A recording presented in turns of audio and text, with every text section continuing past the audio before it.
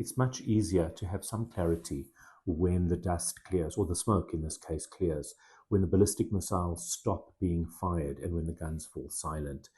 We've just been told that this is the end of the 12-day war, brilliantly captioned by Donald Trump. What does this mean? What does the world look like, or what does the Middle East look like 12 days after this began? Well, let's take a look at it. Israel launched a preemptive strike against Iran because it had information about the fact that Iran was rushing towards a nuclear capability. What did Israel do? It initiated the Mossad from within Iran and externally. It removed the key players in the IRGC. It removed the top scientists in the nuclear program. It rendered the missile capabilities effectively, although not destroyed, largely useless. That is very, very significant. With the aid of the United States, it also then bombed the nuclear facilities. So it achieved the following goals. It set back Iran's nuclear program significantly. It set back the ballistic missiles program. It destroyed much of the infrastructure of the IRGC, including killing over 1,000 of the terrorists. What else did it do, and why is this important? Is it also bombed the television station of the IRGC, the propaganda network, live on TV. It hacked, or somebody hacked, that TV station as well, and it showed that Israel could get anywhere within the system.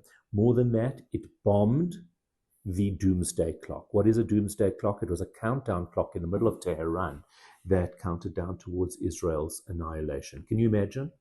Imagine in Cape Town having a clock counting down Uganda's destruction. It's an absurdity. You know, it's the obsession is just a bit mad. Like, you want to say to Iran, we're just not that into you. You know what I mean? Anyway, never mind that. I could also say the same thing to Candace Owen, but that's probably something completely different. Anyway, I digress. They destroyed the doomsday clock, and that is very significant. They didn't stop it. They obliterated it. They also bombed the doors open of the main prison where dissidents were being held. And that is also really, really significant, because that sends a very, very clear message that we value the voices of Iran. So in all of those things, what it did was it stripped down the veneer that Iran had created and said, you know, you're vulnerable and we'll get to you wherever you are. Israel had already taken out Hezbollah for all intents and purposes.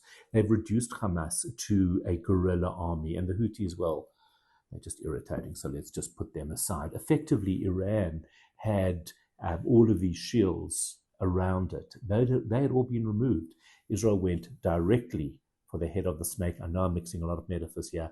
It went directly for the head of the snake, and it showed the rest of the world, but more importantly, it showed the Middle East that Iran isn't the powerful monster that they thought that it was. Iran is vulnerable. It is effectively on its knees. What happens in terms of regime change is up to the people of Iran.